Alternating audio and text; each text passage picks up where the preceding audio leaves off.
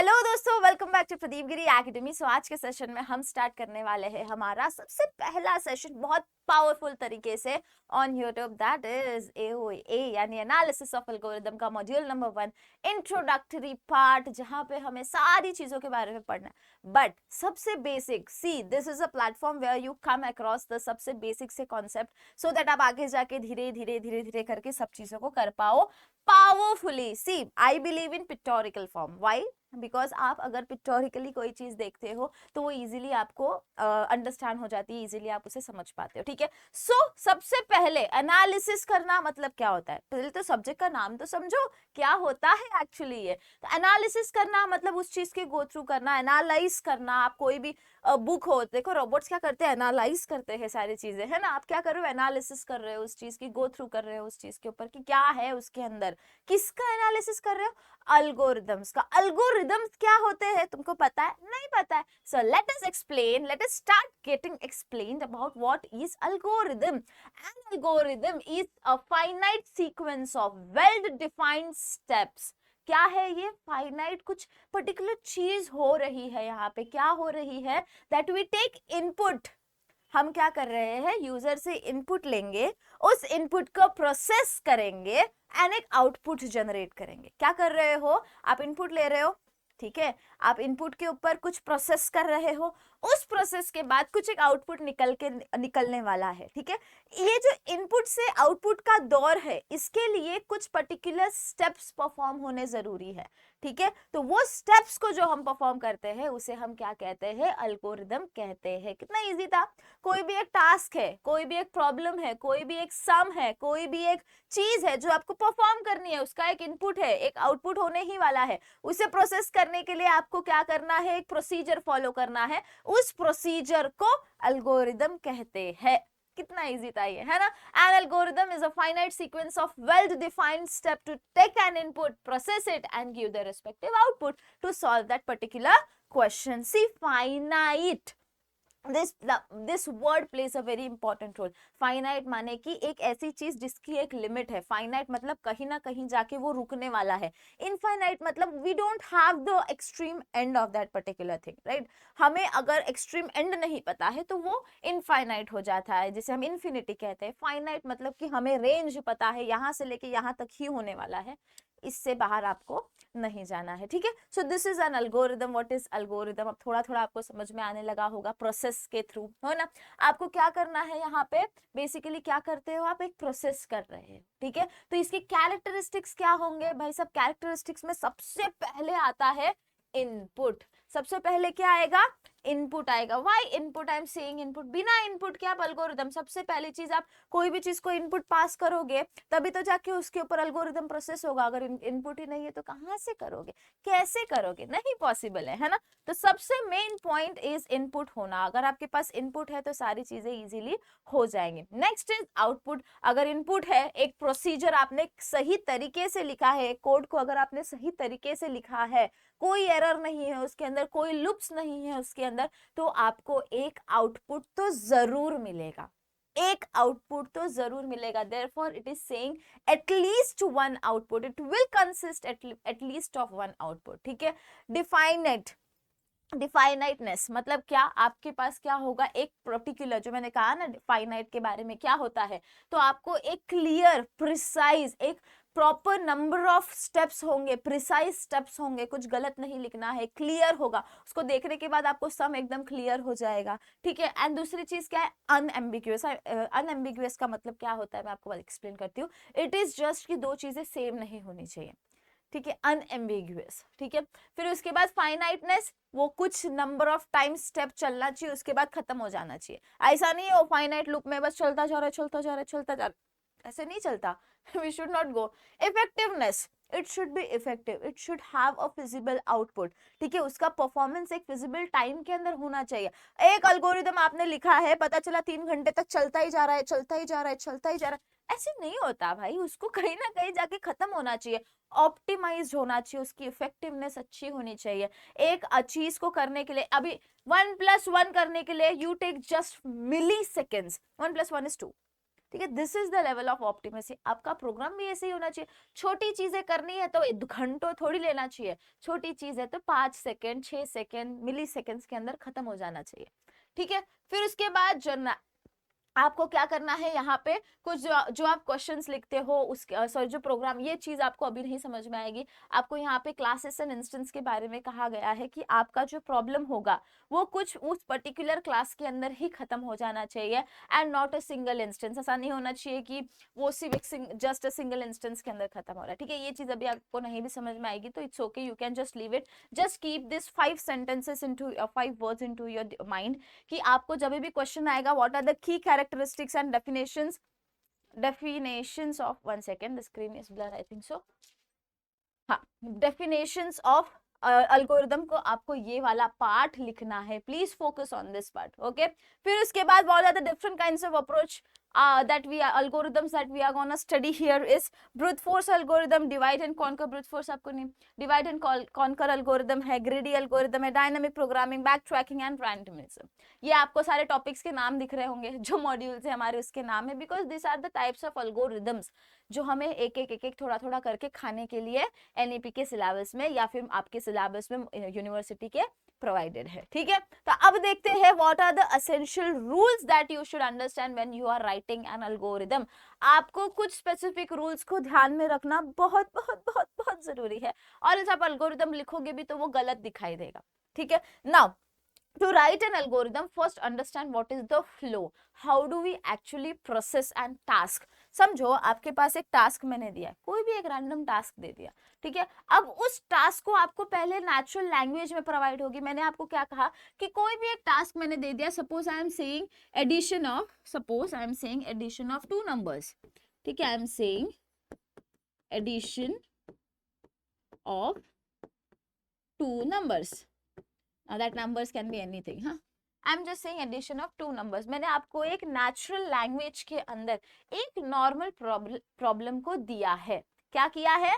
Natural language में आपको एक प्रॉब्लम मैंने दे दिया, it can be any problem. ठीक है, तो सबसे पहले आपको जो एल्गोरिदम रिप्रेजेंट करने का तरीका होगा दैट इज नेचुरल लैंग्वेज, कि आप क्या कर रहे हो, एक पर्टिकुलर वे से उसे रिप्रेजेंट कर रहे हो, एक पर्टिकुलर क्वेश्चन आप लिख रहे हो, एक रिप्रेजेंटेशन कर रहे हो एल्गोरिदम का, which is a natural language, जो हम रेगुलरली एवरीडे लाइफ के अंदर यूज करते हैं, एवरीडे लैंग्वेज है वो हमारा, एंड इजी होता है, सबसे easy form of explaining N algorithm. उसके बाद आता है, उससे थोड़ा सा आगे आता है हमारा स्यूडो कोड। स्यूडो कोड यानी कि एक स्ट्रक्चर्ड फॉर्मेट, एक रिप्रेजेंटेशन की आपका वो चीज टेक्निकली लॉजिकली कैसे दिखाई देगा। जब मैं एडिशन ऑफ 2 नंबर्स कह रही हूं, I am saying addition of 2 numbers, तो कैन यू इमेजिन कि आपका स्यूडो कोड में क्या क्या जाएगा। सबसे पहले तो हमारा 2 नंबर होगा, एक होगा n1 और एक होगा n2, हो गया। ठीक है, इसके अलावा आपके दिमाग में और क्या हो रहा है, एक होगा हमारा रिजल्ट, आंसर, तो उसे समझो मैं लिख रही हूँ रिजल्ट।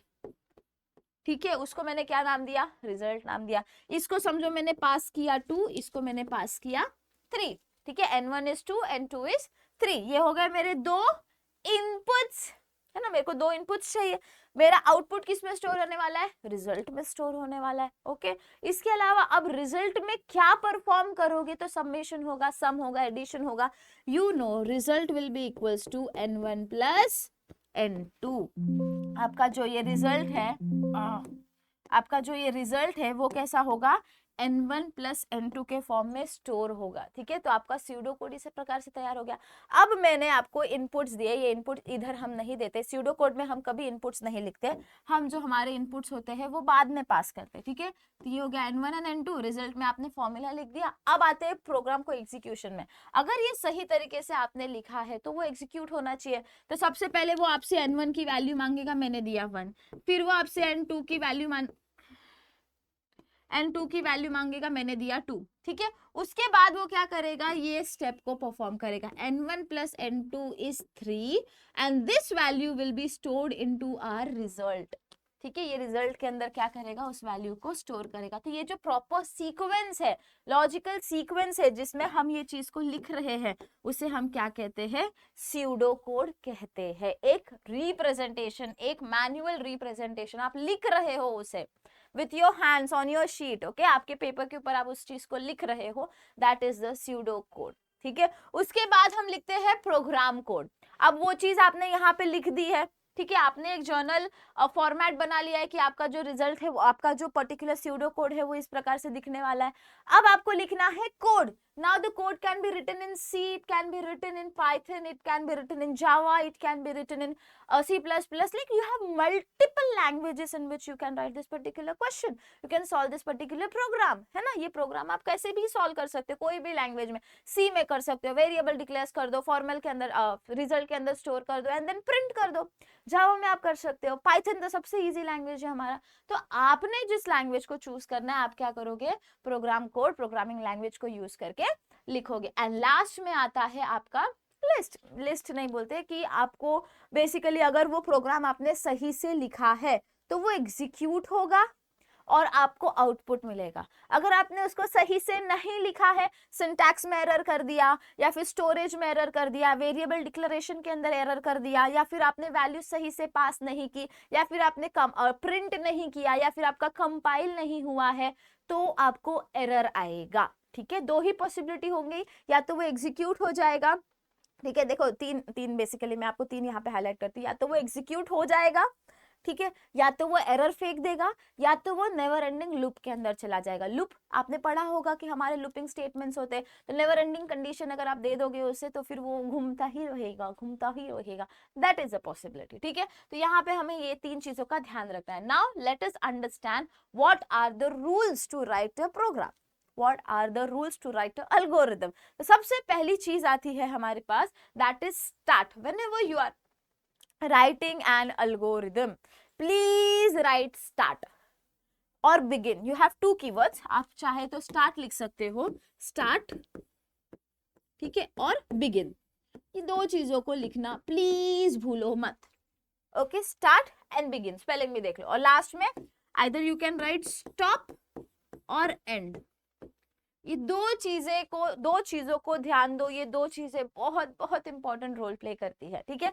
इसके अलावा ये दो forward slashes are for comments. किसके लिए है, कमेंट्स आपको लिखने होते हैं। कैसे कमेंट्स लिखोगे, आपको तीन प्रकार के कमेंट्स डालने होते हैं आपके एल्गोरिदम में। सबसे पहला कमेंट होता है आपका डिस्क्रिप्शन। ये बहुत कम लोग यूज करते हैं, मतलब लाइक बहुत कम लोग लिखते हैं डिस्क्रिप्शन को, but I prefer it to write because अच्छा दिखने लगता है, आपको पता चलता है कि आपका एल्गोरिदम किस चीज के लिए है। उसके बाद इनपुट, आपने क्या इनपुट लिया, आपने जैसे कि 2 नंबर का सम करना था तो आपने इनपुट क्या लिया, n1 एंड n2, तो आपको क्या करना है, इनपुट लिखना है colon, I am declaring my input to be n1 and n2, ठीक है। उसके बाद आउटपुट में आपने क्या लिखा था, रिजल्ट लिखा था, तो आप क्या कर सकते हैं, output colon, I am declaring the keyword output और वॉट एवर वेरिएबल आउटपुट और result to be my output to be stored in output, आपको वो चीज लिखनी है। इसके अलावा आपका most prior thing will be what is the name of your algorithm, ठीक है, what is the name of the algorithm. तो आपको क्या करना है, एल्गोरिदम ऐसे लिखना होता है, एल्गोरिदम ए कैपिटल स्पेस एल्गोरिदम का नाम। सबसे पहला लाइन, कोई भी एल्गोरिदम आप लिख रहे हो, सबसे पहला लाइन शुड बी एल्गोरिदम, और उसके बाजू में जैसे कि मैंने 2 नंबर को ऐड किया, ठीक है, तो I can just write some of number. मेरी मर्जी है, मैं एल्गोरिदम को नाम कुछ भी दे सकती हूँ अगर वो मेरा खुद का क्वेश्चन है तो। उसके अलावा इंसर्शन सॉर्ट है, सिलेक्शन सॉर्ट है, मर्ज सॉर्ट है, क्विक सॉर्ट है, तो उसका अलोकेटेड एल्गोरिदम है जो आपको लर्न करना पड़ता है, वहां पे आप खुद से जनरेट नहीं करते, ठीक है। उसका नाम आपको उस प्रकार से लिखना है, तो नाम लिखना बहुत इंपॉर्टेंट है, एल्गोरिदम का नाम आपको लिखना है एज योर स्टेप नंबर 1। फिर आपको डिस्क्रिप्शन, इनपुट, आउटपुट लिखना है, और स्टार्ट एंड एंड, इसके बीच में आप अपना कोड नहीं स्यूडो कोड लिखोगे, ठीक है। तो यहाँ पे देखो, start will represent the start, every algorithm must begin with the first step। steps भी लिख सकते हो आप, steps STEP आप ऐसे भी लिख सकते हो, कोई प्रॉब्लम नहीं है। क्लियरिटी, देखो है कंजस्टेड, कुछ भी लिखोगे तो आउटपुट नहीं मिलेगा। इट इज नॉट कि आप यहाँ पे कोई चीज को एग्जीक्यूट नहीं कर पा रहे हो, इट इज जस्ट कि आप मैन्युअली उस चीज को लिख रहे हो। So please be very careful while you are doing this thing, okay. Order matters a lot. पहले क्या आ रहा है, पहले इनपुट लोगे, फिर इनपुट के ऊपर ऑपरेशन परफॉर्म करोगे, फिर आउटपुट आएगा, this is the sequence, right? वो सीक्वेंस में आपको लिखना है, सीक्वेंस नहीं तोड़ना है। उसके बाद आपको यानी जनरलिटी इतना, ठीक है, algorithm should work for all the input. Okay, अगर मैं कह रही हूँ कि मेरे पास नंबर्स है, नंबर्स के एडिशन कर रही हूँ, तो सारे नंबर्स के लिए एप्लीकेबल होना चाहिए। ऐसा नहीं होना चाहिए कि 1 और 2 के लिए आप डिक्लेयर कर दे रहे हो, बाकी चीजों के लिए नहीं कर रहे। Don't do like that. Input and output should be mentioned clearly. आपका क्या इनपुट है, क्या आउटपुट है, किधर पे आउटपुट स्टोर कर रहे हो, वो वर्ड को एम्फेसाइज करो please whenever you are writing an algorithm. Result या फिर आंसर, ये रिजल्ट वर्ड या फिर फाइनल आपको आउटपुट जो भी है उसको आउटपुट, जो भी आपको लिखना है, कीवर्ड्स इस प्रकार से यूज करो कि आप खुद कंफ्यूज ना हो जाओ। ठीक है, अगर आप मल्टीप्लिकेशन कर रहे हो तो MUL यूज कर लो, डिवीजन कर रहे हो तो DIV यूज करो, एडिशन परफॉर्म कर रहे हो तो ADD यूज कर लो। तो प्लीज बी वेरी स्पेसिफिक कि आप क्या कीवर्ड यूज कर रहे हो, उसके लिए क्लियरिटी रखना बहुत जरूरी है। ठीक है, feasibility, it must be executable. आप स्यूडो कोड मैन्युअली लिख रहे हो लेकिन उसको आप इंप्लीमेंट भी कर रहे हो प्रोग्रामिंग के अंदर, तो इट शुड बी मतलब वो रन होना चाहिए, it should B feasible, it should have an output. Okay, तो यहाँ पे आप सिर्फ इंग्लिश को यूज कर रहे हो। आप जब हैंड रिटन कोई चीज लिखते हो तो उसमें इंग्लिश का वापर होता है, जबकि हम जब प्रोग्रामिंग कोड लिखते हैं तो वहां पे हम जो उसका रेस्पेक्टिव सब लैंग्वेज की सिस्टम होगी उसे हम फॉलो करते हैं। इंडिपेंडेंस, ठीक है, एंड में टर्मिनेट लिखना बहुत जरूरी है। आप END यूज करो या स्टॉप यूज करो चलेगा, टर्मिनेट यूज करो चलेगा, बट प्लीज कुछ तो यूज करके उस प्रोग्राम को वहां पे खत्म करना है आपको। ठीक है, तो this are the different ways. Now let us come on towards what are points to be remember. ठीक है, break the problem into smaller parts. अगर बहुत कॉम्प्लेक्स कोई अल्गोरिदम आ गया तो क्या करो, तोड़ो उसको, हिस्सों में तोड़ो, लॉजिक लगाओ उसके पीछे की क्या पॉसिबिलिटी होगी। Use meaningful names and variables and for variables and steps. Meaningful, कुछ तो रिलेटेड, एडिशन है तो ऐड का यूज करो, सबट्रैक्शन है तो सब का यूज करो, इंसर्शन करे तो इंसर्ट का यूज करो। Something related to the algorithm, you should use it. Consider all the possible cases and edge condition. आपको हर possible cases को consider करना पड़ता है, आपने क्या उसे declare किया है। अगर आपने addition perform कर रहे हो तो हर possible inputs के लिए वो चीज applicable होनी चाहिए। Test the algorithm with different input. Her input के साथ try करो अलग। 1 2 करा आपने try, ठीक है, 4 5 के लिए करो, रन हो रहा है क्या, 5 6 के लिए करो, अपने दिमाग में करना होता है algorithm को रन। ठीक है, aim for better time and space complexity. Now here comes a concept of space complexity and time complexity.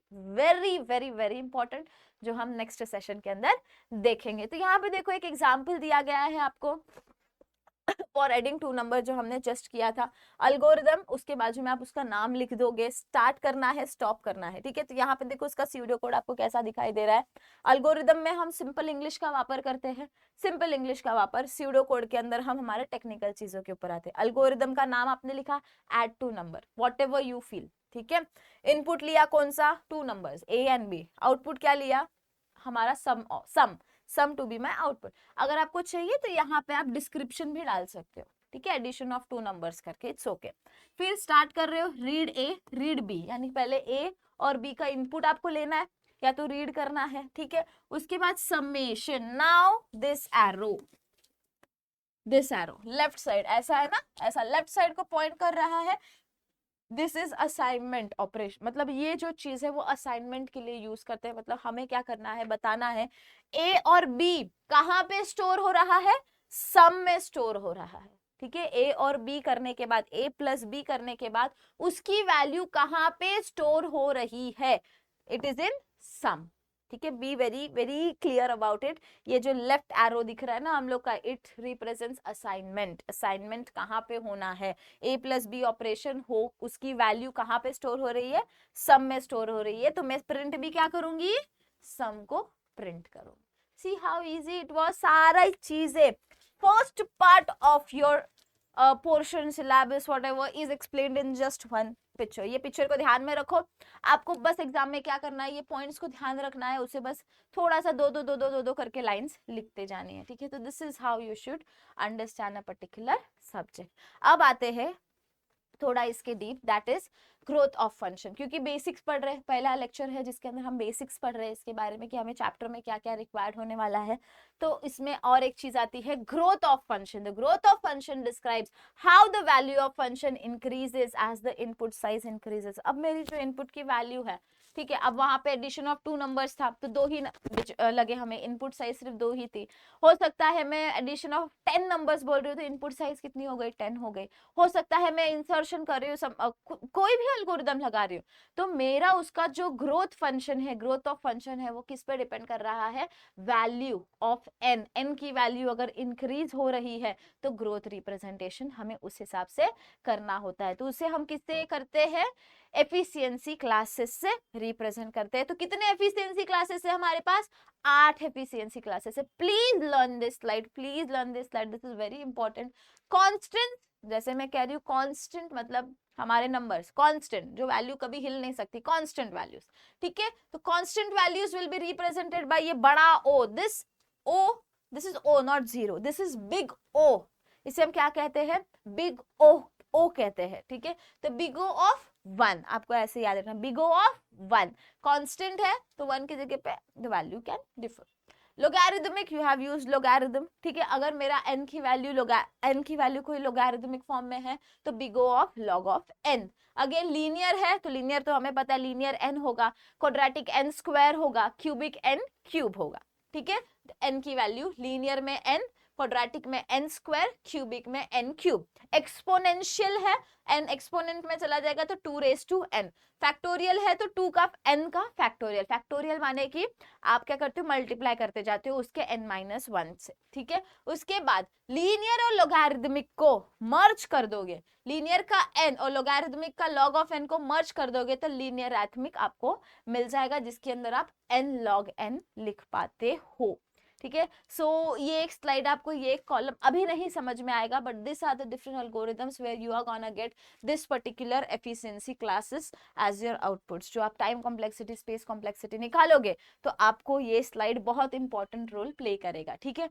तो यहाँ पे देखो ये क्या रिप्रेजेंट करता है, सॉर्ट जब हम इसे कर रहे हैं तो सबसे पहले जो हमारा कांस्टेंट है वो लीस्ट होगा, ठीक है। तो उसके बाद वो नीचे नीचे चला जाता है। एफिशिएंसी क्या होती है, लीस्ट एफिशिएंसी के ऊपर हम जा रहे हैं। Least efficient but fastest growth, opposite है। देखो नीचे नीचे जा रहे हो, एफिशिएंसी डिक्रीज हो रही है लेकिन ग्रोथ इंक्रीज हो रहा है। अगेन ऊपर most efficient one is constant, सबसे ज्यादा बेस्ट कौन है, best, worst and average, 3 cases आते हैं, best case, average case and worst case. Best case मतलब सबसे बेस्ट वन, एवरेज मतलब बीच बीच का, अच्छा भी है बुरा भी है, नुकसानदायक नहीं है।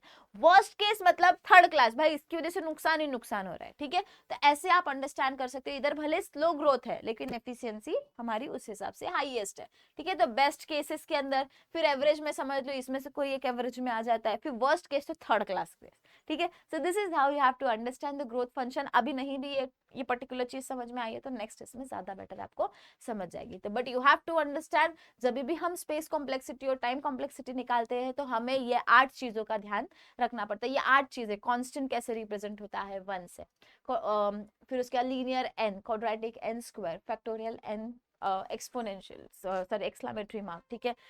तो इस प्रकार से आपको ये 8 चीजों को ध्यान में रखना है। And see you soon in the next session, जहां पे हम क्या करेंगे, टाइम कॉम्प्लेक्सिटी और स्पेस कॉम्प्लेक्सिटी को पढ़ने वाले। Till then bye bye.